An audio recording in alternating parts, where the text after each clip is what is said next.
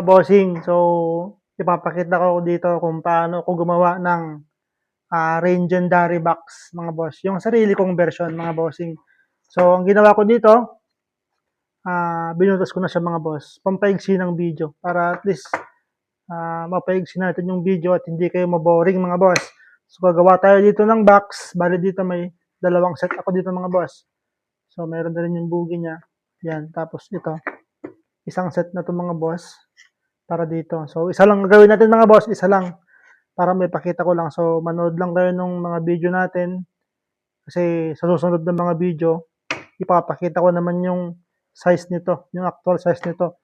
Pati yung mga butas niya, mga boss. Ipapakita ko sa inyo. So, manood lang kayo. Share nyo lang, mga boss, yung video natin para malaman naman ng iba. Kasi nga, mga boss, ang dami ng pa-order. Hindi ko na magampanan. Malaking tulong ito sa inyo, mga boss, sa mga gustong mag-DIY. Malaking tulong ito. So, ito, mga boss, meron na siyang butas. Yan, para sa bugi yan. Para sa tornilyo naman yan.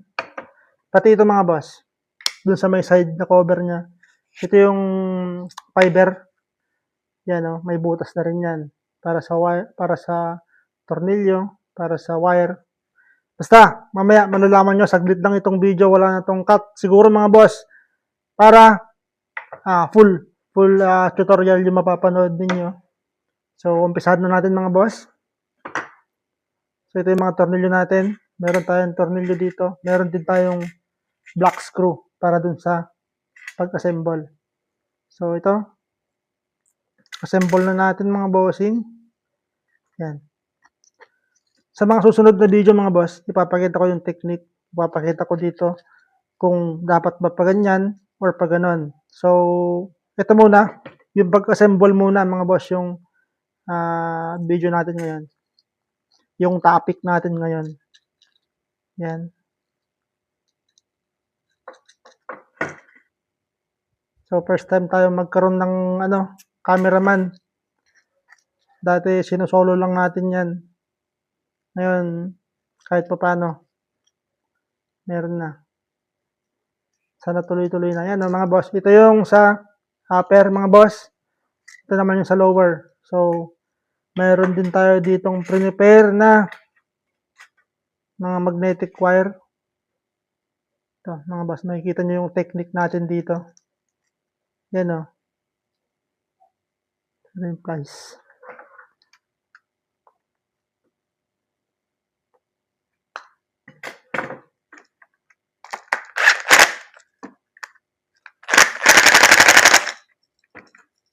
So, ito yung papunta sa itong isa dito, mga boss, switch. At yung isa sa condenser at capacitor. Ba't mali yung hinahawakan ko. So, ito, para naman ito sa upper, mga boss.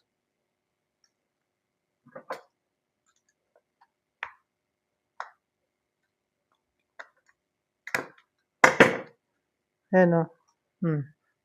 So, ipita natin. Mabilis lang itong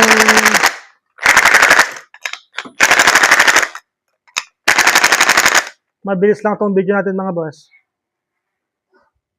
Ito naman, papunta dun sa dulo ng primary. Tapos yung isa sa isang paa din ng condenser. So, sa part na to, okay na to, mga boss.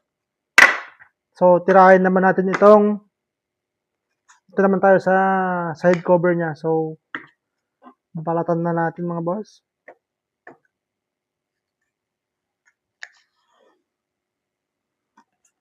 So nga pala, mga boss, kapag nakaabot ka sa part na to, baka pwede naman pa-subscribe pag sa YouTube ka nanonood.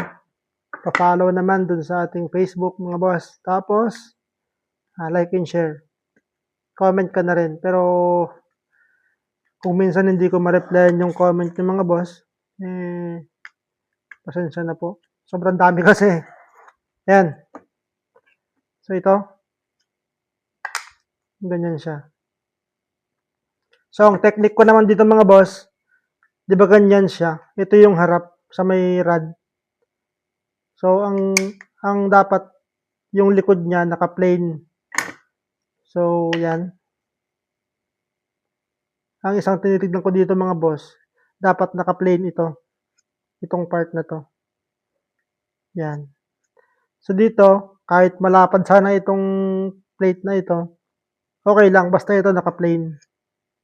O kaya naman mas nipis, mas maliit, okay lang din. Basta ito mga boss, yung importante naka-flush siya dyan. So yan, lagyan na natin ng tornilyo. Gamit yung mahiwagang ano natin, baril. Yan.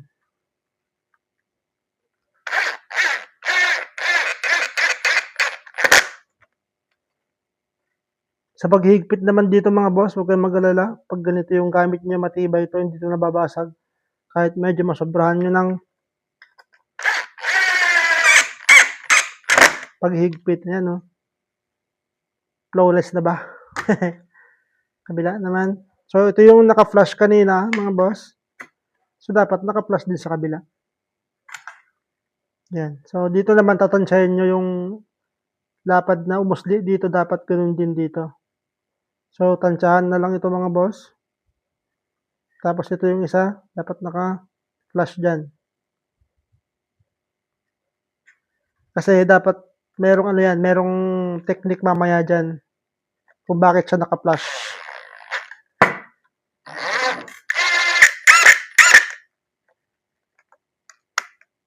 Umangat. Kapag umangat naman mga boss, ulitin nyo lang. Ito yung isang technique dito mga boss. Halimbawa, yan. Di ba naka-flush dito?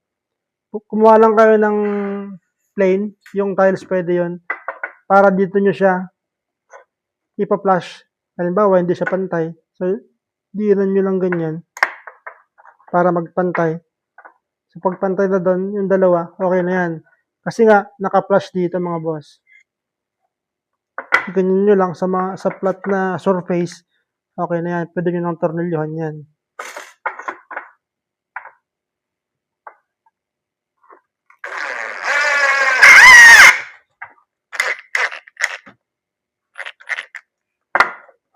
Yan. So, sa part na yan, okay na yan mga boss.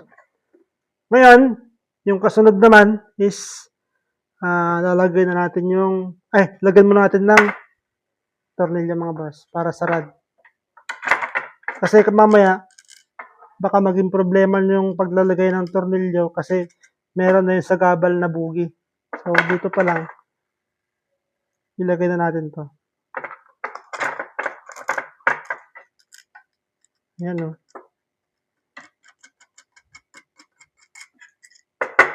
So, ito naman. Next dito tayo sa upper na case. So, make sure lang mga bossing na umusli ito ha.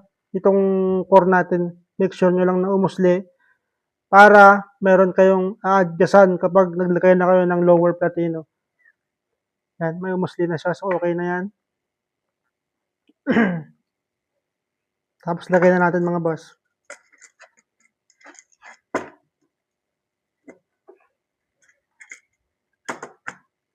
Yun o. Yan. So, butasin na natin mga boss. So, yung sinabi ko kanina ng flash dito, naka-flash dito. Dapat dito sa taas naka-flash din. Kahit gaano kalapad yan mga boss, halimbawa sobrang lapad yan, kahit umusli dito, okay lang. Basta dito, naka-flash yan. So, sa paglalagay naman dito mga boss, dapat pag inilagay nyo itong part na to, dito muna mga boss kasi mas madali yung ididiin ito mamaya kaysa dito. So, mayroon siyang pwersa. Kasi pag inuno dyan, mas mahirap dito kasi maliit yung ano dito yung gap niya. So, dapat medyo ganyan lang siya ng konti. Medyo ganun. Para pag mamaya, pag nilagay nyo na itong kabila, ididiin nyo, yun yung magiging lock niya.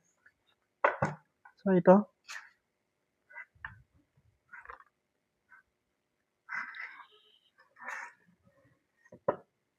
Tansyahan lang ito mga boss.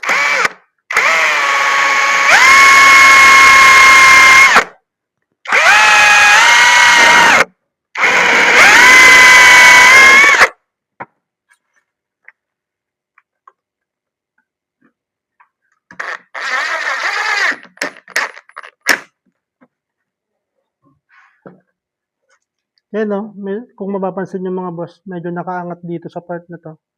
Kasi mamaya, pag binuto sa atin dito, ididiin natin to para magsisilbing lock nung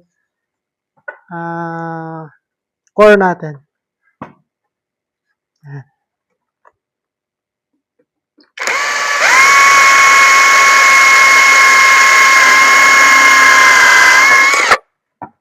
Ang kailangan nyo dito mga boss, yung barena.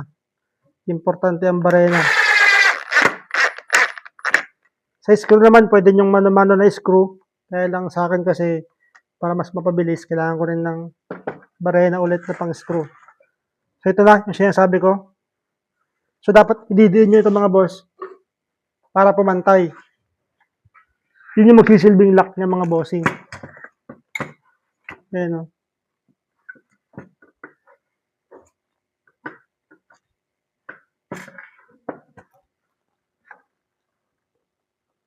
Lagyan nyo ng konting sarsa.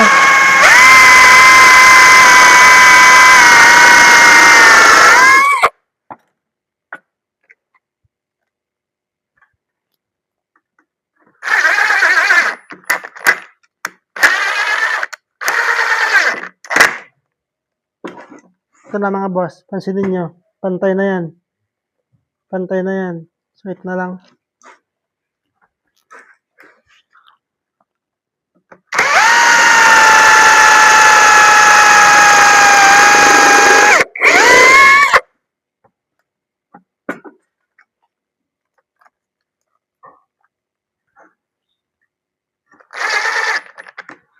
Ayun.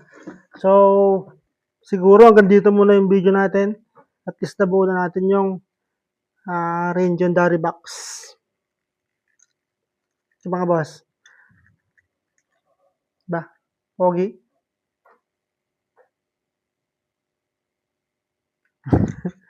Oh. Pansinin nyo. Oh.